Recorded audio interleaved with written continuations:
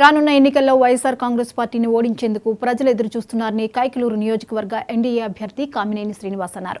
YCP పాలనలో కైకలూరు నియోజకవర్గ అభివృద్ధి ఎక్కడా జరగలేదన్నారు. త్వరలో జరగబోయే ఎన్నికల్లో అటు దేశంలోనూ ఇటు రాష్ట్రంలోనూ ఎన్డీఏ కూటమి అధికారం చేపడుతుందని ధీమా వ్యక్తం చేస్తున్న కైకలూరు నియోజకవర్గ బీజేపీ అభ్యర్థి కామినేని శ్రీనివాస్తో మా ప్రతినిధి దుర్గాప్రసాద్ ఫేస్ టు ఫేస్.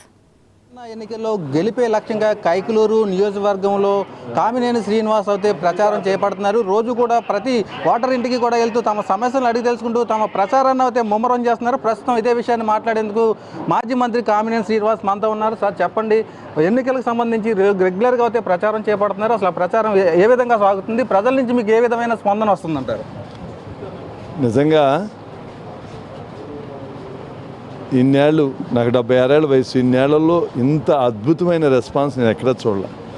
ఏ చిన్న గ్రామం వెళ్ళినా 100 మంది 150 మంది మోటార్ సైకిల్ వేసుకొచ్చి గ్రామంలో అందరూ మహిళలు బయటకు వచ్చి దీవిస్తున్నారు, హారతులు ఇస్తున్నారు.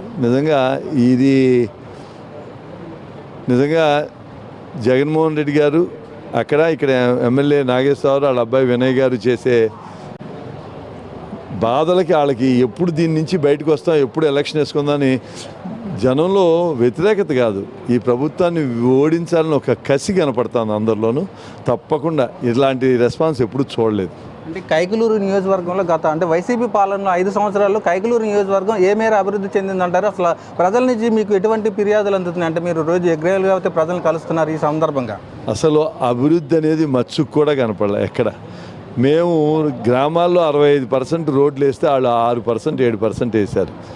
అలాగే చేపల చెరువు కరెంటు మేము ఇచ్చిన దానికి 3 రెట్లు పెంచారు. గృహావసరాలకి 7 సార్లు కరెంట్ రేటు పెంచారు. అలాగే చెరువులు తవ్వుకోవాలంటే అఫీషియల్ పర్మిషన్ ఉండదు, వాళ్ళకి మట్టి ఇచ్చేస్తే ఆ చెరువు వాళ్ళు తవ్వుకోవచ్చు. ఇది ఎక్కడ చూడాల.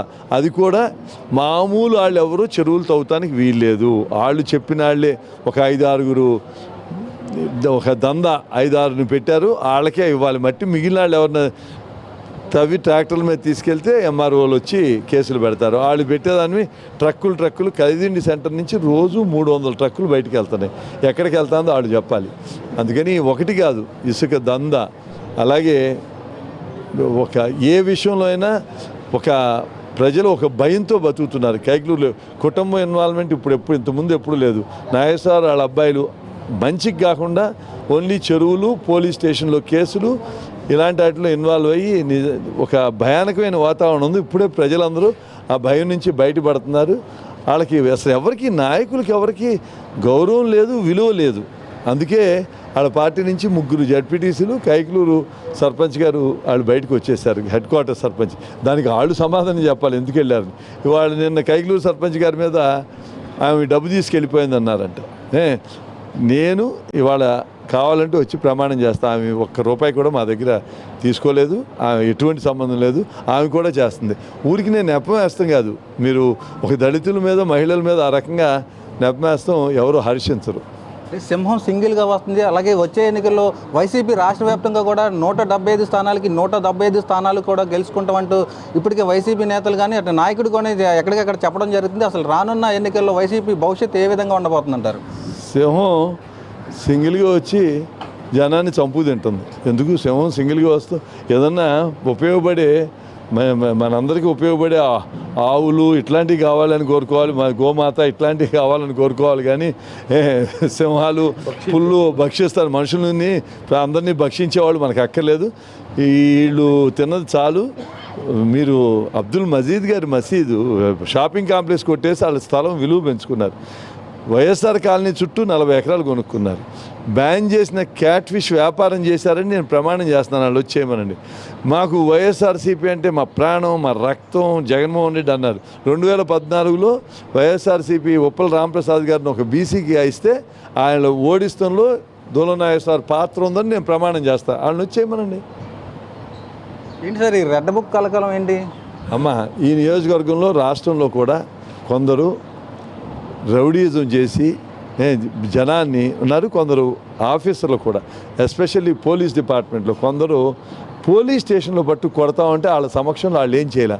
తప్పకుండా ఏ పోలీస్ స్టేషన్లో జరిగిందో ఎవరైతే చేశారో ఆ చేసిన వాళ్ళకి రాబోయే రోజుల్లో జిల్లా బహిష్కరణ అనేది పెద్ద శిక్ష, రౌడీ షీట్ కాదు, జిల్లా బహిష్కరణ. ఇవన్నీ వీళ్ళందరి దగ్గర రుజువు తీసుకుని వాళ్ళు ఇంకా కైకులూరులో అడుగు పెడతానికి వీలు లేకుండా జిల్లా బహిష్కరణ ఇప్పిస్తే ఇప్పుడు వాళ్ళని దాసేశారు కొందరు వ్యక్తులు. ఇప్పుడు నేను పేర్లు అందరికీ తెలుసు. కైకులూరులో ఒక వ్యక్తి, ఆ జాన్పేటలో ఒక వ్యక్తి చాలా దుర్మార్గంగా కొట్టి వాళ్ళే ఎస్సీ ఎస్టీ కేసు పెడుతున్నారు. వాళ్ళ బయట నెల రోజుల నుంచి ఎక్కడ కనపడినా ఎలక్షన్ అయిపోయిన తర్వాత వాళ్ళకి జిల్లా బహిష్కరణ అనేది తప్పదు. అలాగే ఏ పోలీస్ స్టేషన్లో అయితే కొట్టారో ఆ ఎస్ఐలు కూడా సస్పెండ్ అయిపోతున్నారు. రానున్న ఎన్నికల్లో ఎన్డీఏ కూటమి అంటే అటు దేశవ్యాప్తంగా కానీ ఇటు మన రాష్ట్రంలో కానీ విజయ అవకాశాలు ఏ విధంగా ఉండబోతున్నాయి అంటారు? 100% రాష్ట్రంలో దేశంలో ఎన్డీఏ కూటమి వస్తుంది. ఎందుకంటే ఇవాళ చంద్రబాబు నాయుడు గారు, పవన్ కళ్యాణ్ గారు, మోడీ గారు ఇంకా 2 సభలకు వస్తున్నారు, అమిత్ షా గారు వస్తున్నారు. ఇవన్నీ దీనికి ప్రత్యేకంగా పవన్ కళ్యాణ్ గారిని అభినందించాలి. ఎందుకంటే ఆయన ఈ కలయికి అన్నిటికీ కారణం, కష్టపడి పనిచేస్తున్నారు. చంద్రబాబు నాయుడు గారు అయితే ఈ జరిగిన నష్టాన్ని పోడ్చగలరు. అలాగే బీజేపీ సహకారం లేకుండా సాధ్యం కాదు కేంద్రంలో, అందుకని బీజేపీతో కలిసి ప్రయాణం చేస్తారు.